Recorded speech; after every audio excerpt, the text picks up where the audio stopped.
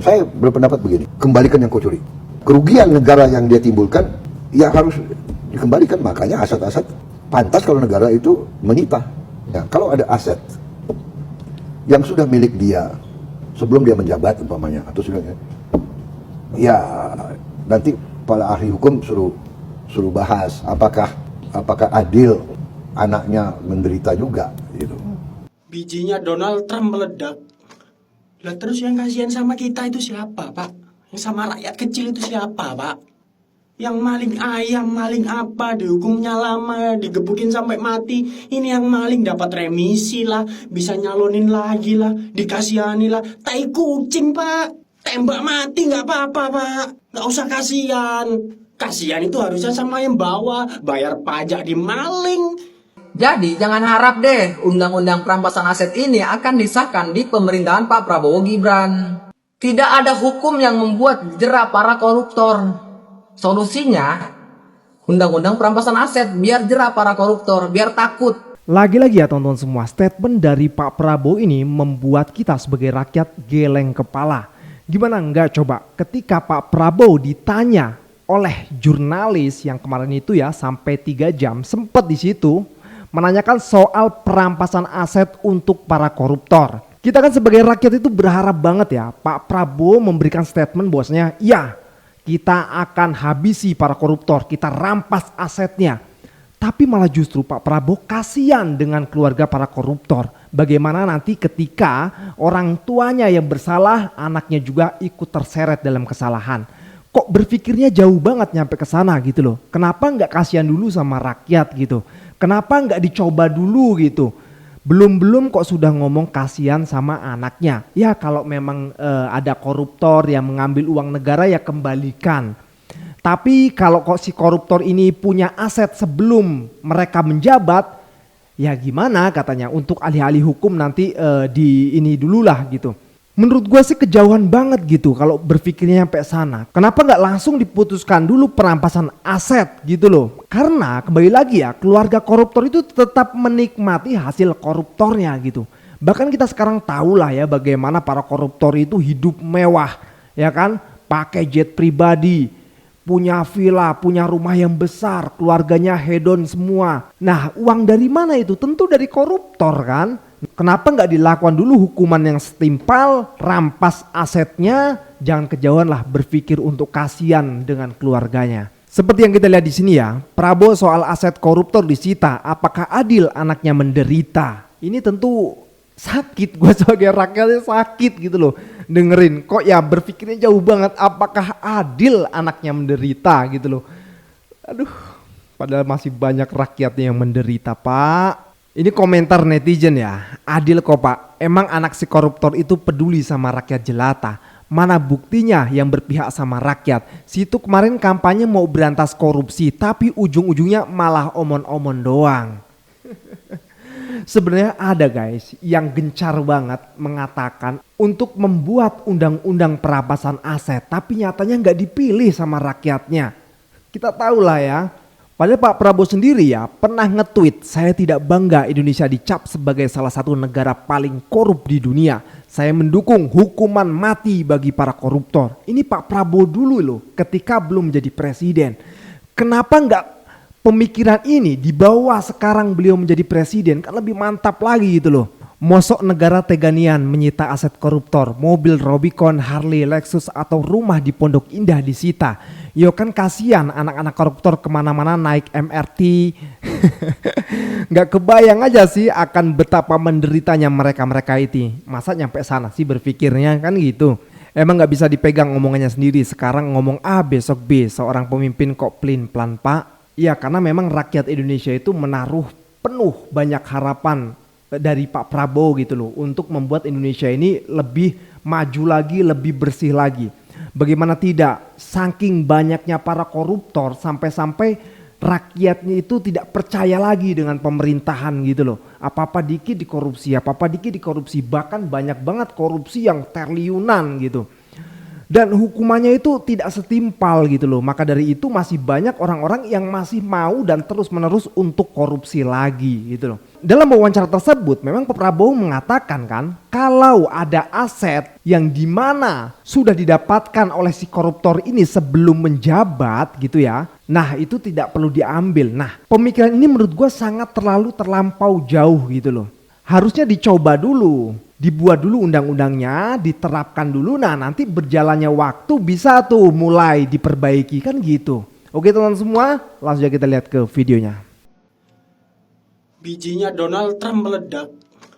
Lah terus yang kasihan sama kita itu siapa, Pak? Yang sama rakyat kecil itu siapa, Pak? Gila aja. Ini sebelumnya beli Pertamax dapatnya Pertalite. Lah terus yang kasihan sama kami itu siapa, Pak? Dikira cuma perampasan aset terus kami kasihan. Bodoh amat, Pak. Mereka dihukum mati sekeluarga. Bodoh amat, Pak. Gila aja. Apa, Cok? Mereka maling aja nggak mikirin kita yang di bawah kok. Terus kita mikirin mereka apaan? Aneh banget ya, Pak. Yang maling ayam, maling apa, dihukumnya lama, digebukin sampai mati. Ini yang maling dapat remisi lah, bisa nyalonin lagi lah, dikasihani lah. Tai kucing, Pak. Tembak mati nggak apa-apa, Pak. Nggak usah kasihan. Kasihan itu harusnya sama yang bawa, bayar pajak di maling. Apa, Pak? Perampasan aset nanti juga ujung-ujungnya dimaling juga, dikorupsi juga. Lah apa? Kasihannya buat apa gitu loh. Presiden Prabowo minta masukan para ahli. Apakah adil keluarga menanggung perbuatan koruptor? Adil. Adil, Pak, sangat adil. Kalau Bapak minta masukan kepada saya ahli nyinyir. Ahli mengkritik. Ahli julid. Jika Bapak minta masukan saya sebagai ahli, adil dan adil. Gimana para sahabat mulut netizen? Adil kan? Adil lah. Karena apa? Karena keluarga itu juga ikut menikmati hasil korupsi bapaknya, ibunya yang korupsi. Jadi sangat adil jika mereka ikut menanggung. Masa mereka mau enaknya aja? Ya kan? Banyak duit korupsinya, foya-foya, hidup mewah, keluar negeri. Giliran ketangkep nggak mau nanggung. Wih, kok enak. Tapi kalau Bapak minta masukan para ahli jilat. Ya, dibilang nggak adil. Tapi kalau minta masukan para ahlinya rakyat, akan bilang adil. Gimana para sahabat mulut netizen? Adil nggak kalau keluarga menanggung perbuatan para koruptor? Gimana? Adil nggak? Yuk komen, adil atau enggak? Adil lah, adil ya. ahli nyinyir. Di Pilpres lalu, kan Pak Prabowo sudah bilang cara untuk memberantas korupsi yaitu dengan cara menaikkan gaji para pejabat dan para hakimnya. Dan ditegaskan kemarin lewat pertemuan diskusi dengan para jurnalis. Jadi jangan harap deh undang-undang perampasan aset ini akan disahkan di pemerintahan Pak Prabowo Gibran. Padahal undang-undang perampasan aset ini adalah solusi yang tepat untuk memberantas korupsi. Menaikkan gaji para pejabat ataupun para hakim itu bukanlah solusi. Karena kita tahu sendirilah, pejabat di negeri ini maruk serakah. Mau sebesar apapun gaji yang diberikan oleh negara, ujung-ujungnya korupsi. Kenapa sih begitu? Karena tidak ada hukum yang membuat jera para koruptor. Solusinya, undang-undang perampasan aset, biar jera para koruptor, biar takut. Terima kasih. Teman-teman semua, apakah kalian sudah menonton bagaimana video fullnya seorang Presiden Prabowo diwawancari oleh 7 perwakilan media selama 3,5 jaman? Dan salah satu hal yang menarik ketika wawancara tersebut, bagaimana dengan lugas, dengan jelas ada pertanyaan mengenai perampasan aset oleh negara bagi para koruptor.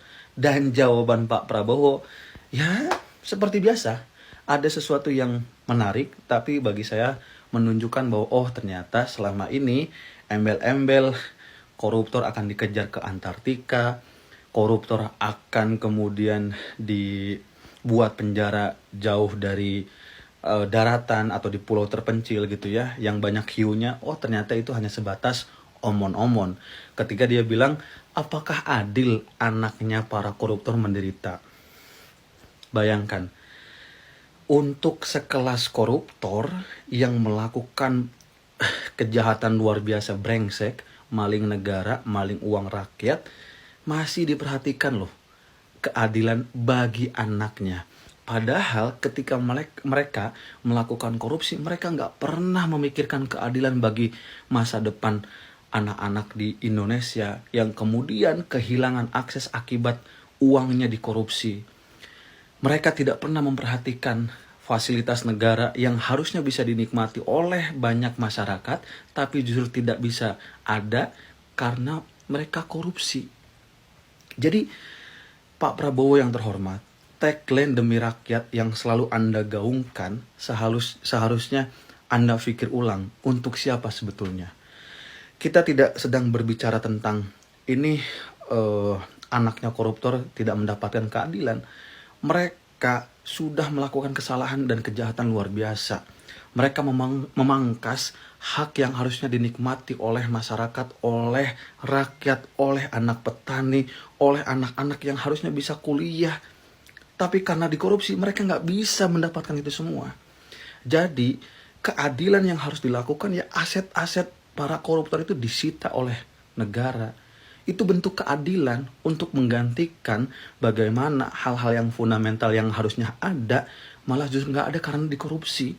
Jadi please Pak Prabowo, tolong berpihak pada rakyat yang kemudian diolok-olok oleh para koruptor karena mereka menggunakan kekuasaan dan jabatannya untuk sebanyak-banyaknya memperkaya diri, kelompok ataupun golongannya. Please, jadilah presiden yang berpihak pada mereka-mereka yang masa depannya sudah dirampas akibat adanya korupsi. Ya, teruntuk Pak Prabowo ya. Para koruptor pasti tepuk tangan melihat statement dari Pak Prabowo gitu loh. Karena ya itu tadi, kenapa harus masih memberi kasihani kepada keluarga para koruptor gitu. Memang mungkin ada ya keluarga yang tidak tahu menahu soal kelakuan bejat dari orang tuanya yang akhirnya korupsi gitu. Tapi kan jangan kejauhan berpikir sampai sana gitu loh. Dahulukan masyarakat banyak dulu gitu. Sementara tagline Pak Prabowo yang sering Pak Prabowo katakan dalam ucapan Pak Prabowo, dalam statement Pak Prabowo, bahwasanya Pak Prabowo ingin membahagiakan seluruh rakyat Indonesia. Bahkan Pak Prabowo ngotot banget ingin memberikan makan kepada anak-anak yang di sana yang sulit untuk makan gitu loh. Nah sekarang bayangkan Pak Prabowo, bayangkan ya banyak anak-anak di luar sana yang akhirnya kehilangan yang seharusnya mereka dapatkan gitu loh dari pemerintah tapi hilang. Ya karena apa? Karena dipangkas oleh para koruptor gitu loh. Nah jadi dari sini kita bisa melihat bahwasanya kerugian rakyat itu lebih banyak dan itu lebih terlihat gitu loh, depan mata tuh terlihat banget gitu. Jadi jangan kejauhan untuk Pak Prabowo berpikir apakah adil anaknya para koruptor menderita. Mudah-mudahan Pak Prabowo bisa berubah lah ya, jangan omon-omon saja.